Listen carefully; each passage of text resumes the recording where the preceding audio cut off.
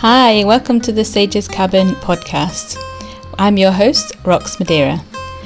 So grab a cup of tea and come and join me in the Sage's Cabin as we chat about everything from herbal gardening, herbal medicine, movement practices, wild food, postnatal and just general well-being.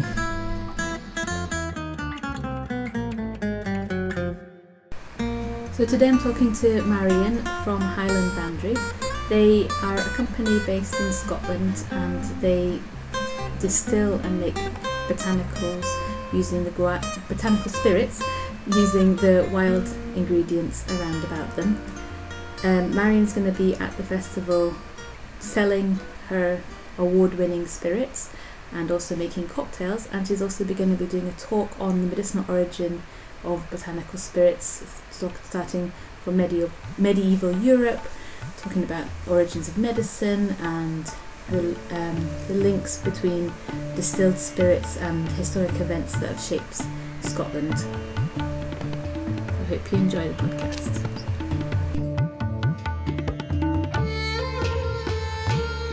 Hi Marian. Hi Rox, how are you? I'm good, thanks. Thank you for joining me this evening for this podcast. We're really looking forward to having you at the Wild Food Festival in September. So maybe, yeah, it's going to be fun. Maybe we can start by you just telling me a little bit about you and who you are and about your business. Yeah, I'm Marian Bruce. I run Highland Boundary Spirits with my husband Simon.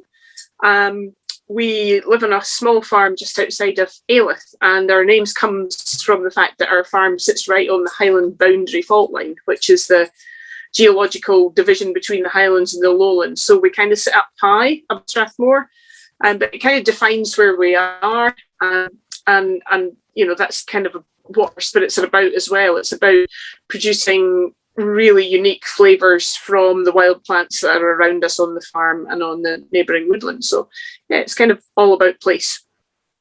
Okay. And so what kind of flavours do you use? What kind of wild flavours? Yeah, so we do things a bit differently here. They are really unique flavours, and they're based on Scandinavian style or Alpine style spirits. So our first release in 2019 was Birch and Elderflower, and the birch in that is birch buds. It's not made with birch sap, so it brings a flavour called wintergreen, which is a really clean, dry, fresh flavour. And paired with the elderflower, it gives a wee floral afternote. But that's a lovely, clean, foresty, fresh flavour. Wintergreen's an amazing flavour as well because it's actually a flavour enhancer. It's a natural flavour enhancer. So when you can drink it straight, and actually they're all distilled in a very particular way to make them smooth enough to drink straight.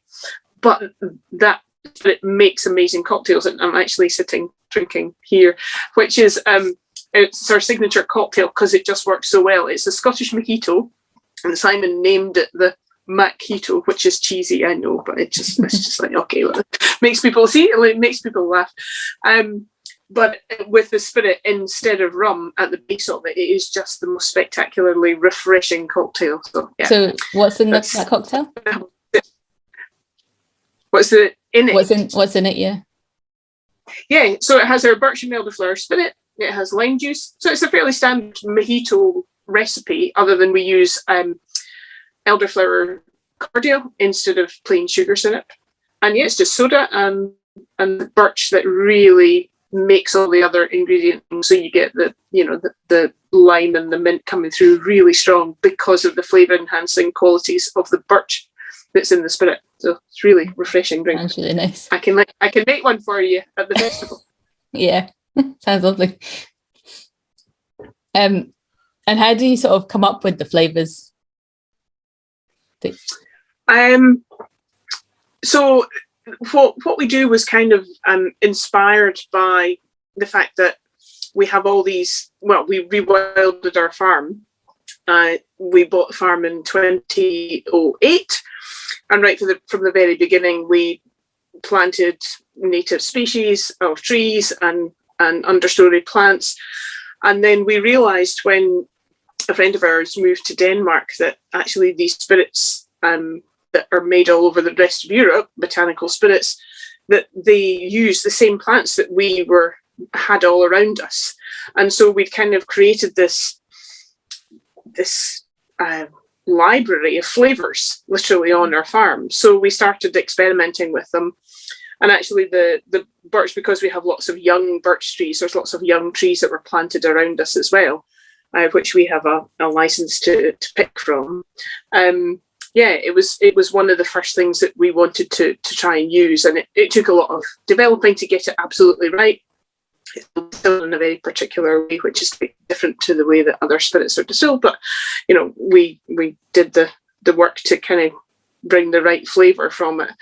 It's kind of inspired. We use what we have, and that was always what it was about, was to actually use the species that we had in abundance, so that we weren't wrecking any ecosystems. Actually, we were helping by planting the same things. So yeah, so about biodiversity, about restoration of our woodlands, but actually then sustainable use of our woodlands in a different way from the way that we've used them recently. Mm-hmm. It's interesting. It's interesting that you said that you've got a license to pick from the birch trees.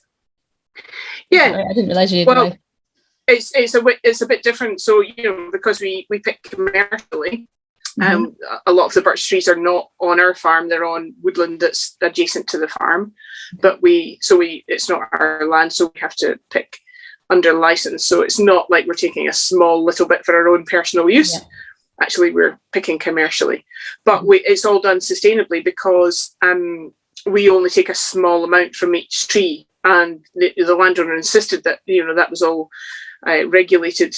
And we insist on it as well, that actually we're not removing any more than a grazing deer would remove, or actually insect attack can defoliate a tree quite quickly as well. So particularly when we're using foliage, we're always ensuring that we're taking a very small proportion from each tree, so that we're not damaging the growth of the tree in any way.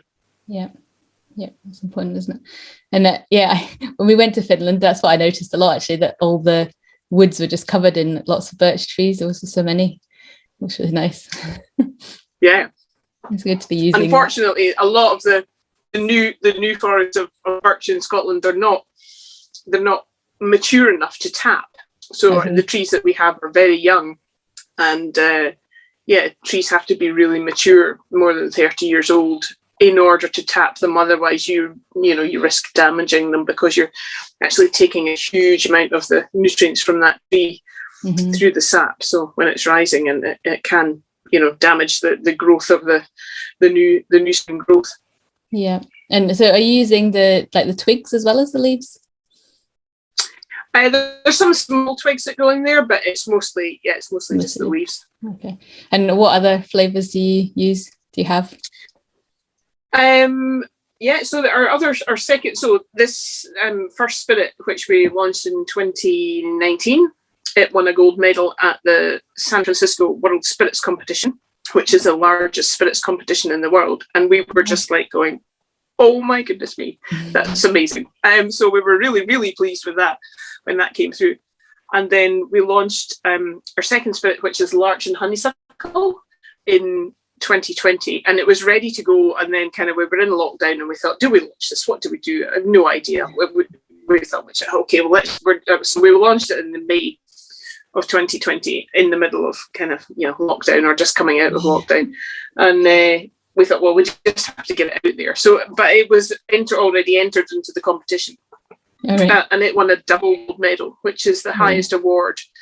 So we didn't think that we could get any better, and then we topped it with that. So it was just like, wow, we were very, very pleased about that. So and this is the cocktail made with this is a cosmopolitan, but it's got larch in it, and that real, and our two spirits are quite different in style. So the birch and elderflower is really clean and dry and fresh, and the larch and honeysuckle is really deeply woody and complex. So they're designed deliberately to be completely different in style and appeal to different palates. Mm-hmm. But they both make amazing cocktails, as well as being able to just drink them straight or or with a mixer. Yeah. Cheers. Sorry, I'm going to drink another one. You can drink again. I'm sorry. I know. I promise. At some point, I'll be able to try them. So you mentioned like that you distill them in a certain way. Do you think you could talk a bit about how you distill them?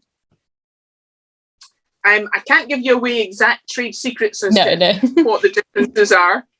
But our stills are our copper stills. We have 200-litre copper stills, and they're what are called alembic stills. So they're a really old style of still, and they're really short and fat, and they have a very wide neck for flavour capture. So it reduces the amount of reflux.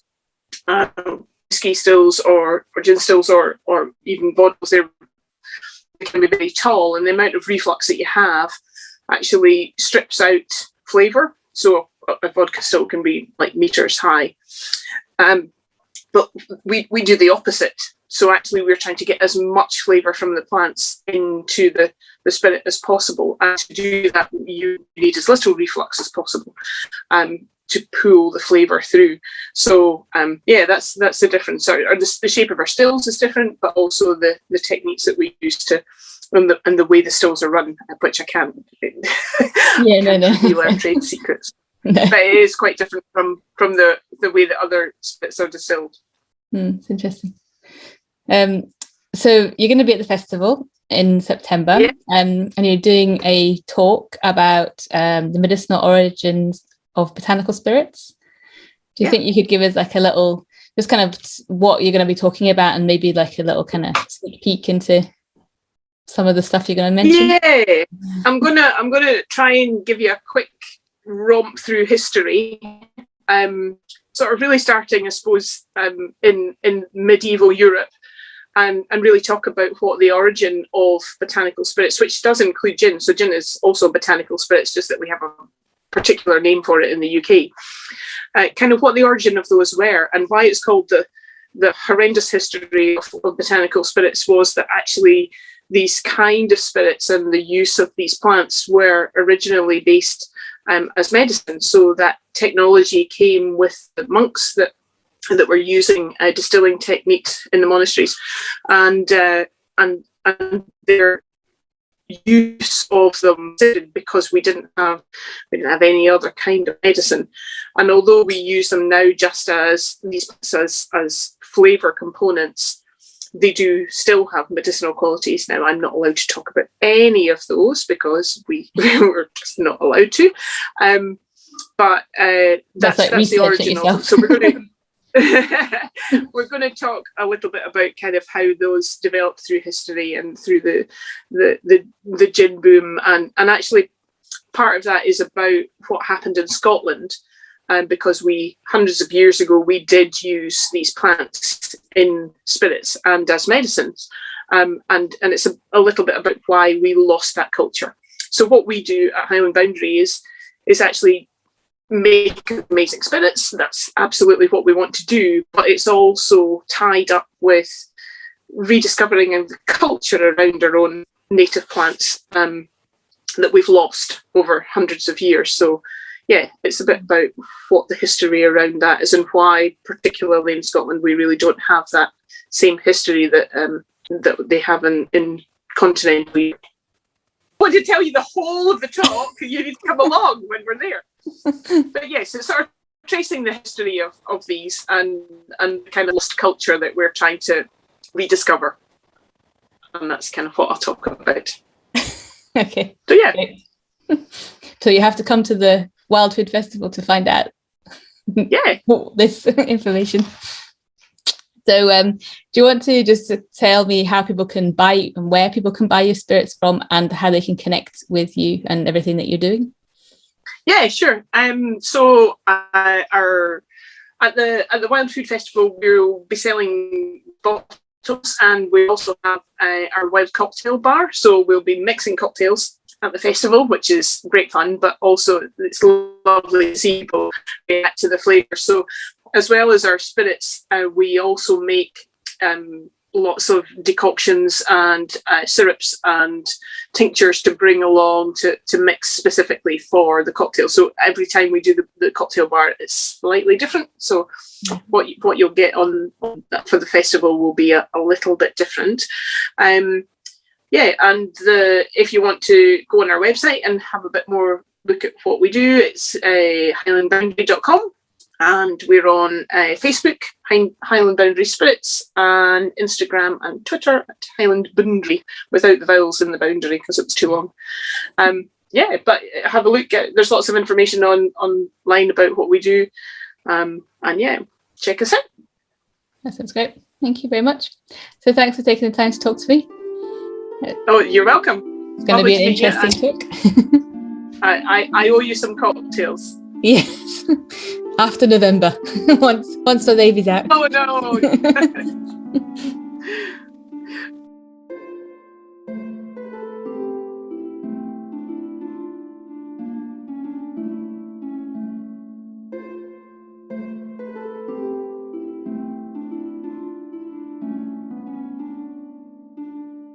So tickets for the Scottish Wild Food Festival are on sale now, and all the workshop bookings are also open, so you can book in.